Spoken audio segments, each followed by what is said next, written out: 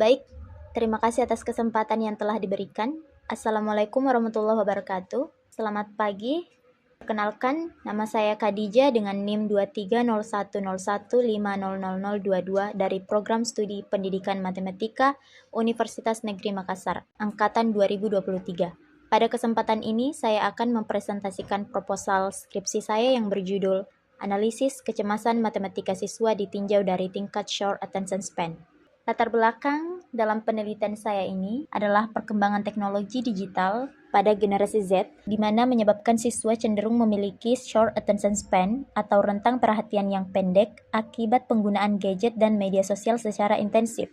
Fenomena ini terlihat dalam observasi pada pembelajaran matematika yang telah dilakukan di SMA Negeri 9 Makassar, di mana beberapa siswa mudah terdistraksi, kurang fokus, cepat bosan, serta mengalami kesulitan di dalam memahami materi matematika. Selain itu, siswa juga terlihat masih ragu-ragu, kurang percaya diri, dan takut melakukan kesalahan yang menunjukkan adanya kecemasan matematika. Namun, penelitian mengenai kecemasan matematika yang ditinjau dari tingkat short attention span ini masih terbatas, sehingga penelitian ini perlu dilakukan. Rumusan masalah dalam penelitian ini yaitu: pertama, bagaimana profil tingkat short attention span pada siswa generasi Z dalam pembelajaran matematika di SMA Negeri 9 Makassar. Yang kedua, bagaimana analisis kecemasan matematika siswa di SMA Negeri 9 Makassar ditinjau dari tingkat short attention span rendah, sedang, dan tinggi. Tujuan penelitian ini yang pertama untuk mengetahui profil tingkat short attention span pada siswa generasi Z dalam pembelajaran matematika di SMA Negeri 9 Makassar.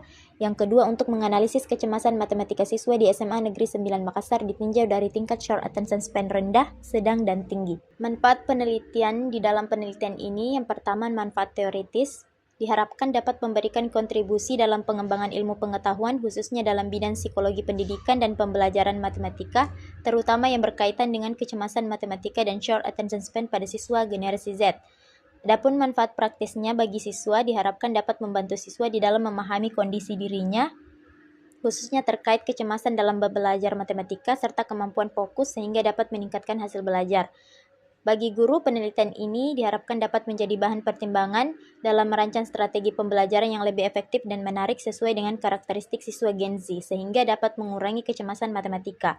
Bagi sekolah, hasil penelitian ini diharapkan dapat menjadi bahan evaluasi dan referensi dalam meningkatkan nantinya kualitas pembelajaran, khususnya dalam mata pelajaran matematika. Dan untuk bagi peneliti selanjutnya diharapkan dapat menjadi referensi dan acuan yang ingin mengkaji lebih lanjut mengenai kecemasan matematika dan short attention span pada siswa. Adapun kajian teori yang digunakan, yang pertama kecemasan matematika, kondisi emosional berupa rasa takut, cemas, dan kurang percaya diri saat berhadapan dengan matematika yang dipengaruhi oleh pengalaman belajar dan lingkungan pembelajaran dan berdampak pada konsentrasi dan hasil belajar siswa. Indikatornya ada somatik, kognitif, attitude, dan mathematical knowledge. Kemudian kajian teori yang kedua, short attention span. Ini adalah kondisi yang siswa yang sulit mempertahankan fokus dalam waktu lama dan mudah terdistraksi, yang dipengaruhi oleh penggunaan gadget, multitasking, dan media sosial yang menyebabkan siswa mudah terdistraksi dan cepat bosan. Adapun indikatornya yaitu mudah terdistraksi, sulit fokus, cepat bosan, dan tidak menyelesaikan tugas, serta mudah berpindah-pindah perhatian. Kajian teori yang ketiga yaitu generasi Z. Ini adalah generasi yang tumbuh di era digital dan dekat dengan penggunaan teknologi. Generasi ini lahir sekitar tahun 1995 sampai dengan 2010, memiliki karakter multitasking dan akses informasi cepat, dan cenderung memiliki rentang perhatian lebih pendek. Penelitian terdahulu. Adapun penelitian yang pertama oleh Baihaqi dan kawan-kawan tahun 2025 dengan temuannya siswa Gen Z mengalami kecemasan matematika tinggi dan gap penelitiannya belum meneliti short attention span. Kemudian peneliti yang kedua, Ngreni tahun 2024 dengan temuannya kurang konsentrasi memengaruhi pembelajaran matematika. Namun gap penelitiannya belum mengkaji kecemasan matematika.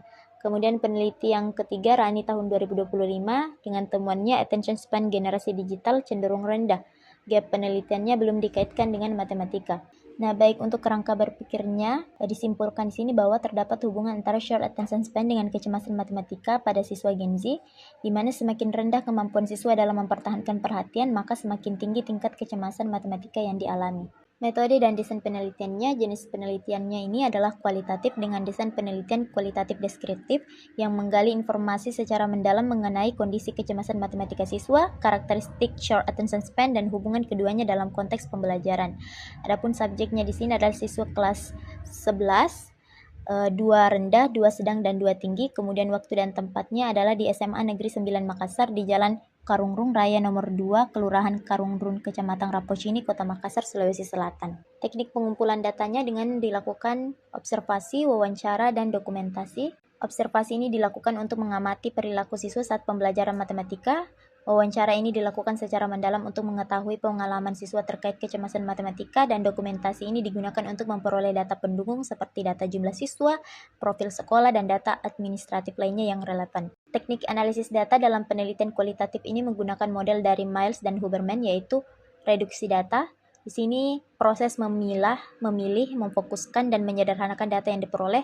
Kemudian penyajian data disajikan dalam bentuk narasi, tabel, atau diagram agar mudah dipahami. Dan yang terakhir penarikan kesimpulan, yaitu menarik makna dari data yang telah dianalisis. Dan untuk uji keabsahan datanya dilakukan triangulasi sumber, triangulasi teknik, dan triangulasi waktu. Proses penelitian ini dilakukan tahap persiapan, yaitu menyusun pedoman wawancara, menentukan subjek penelitian, kemudian tahap pelaksanaan, melakukan observasi, wawancara, dan mengumpulkan dokumentasi, dan tahap pengolahan dan analisis data, yaitu mengolah dan menganalisis data, dan yang terakhir menarik kesimpulan. Baik, itu saja yang dapat saya sampaikan. Kurang dan lebihnya mohon dimaafkan. Wassalamualaikum warahmatullahi wabarakatuh.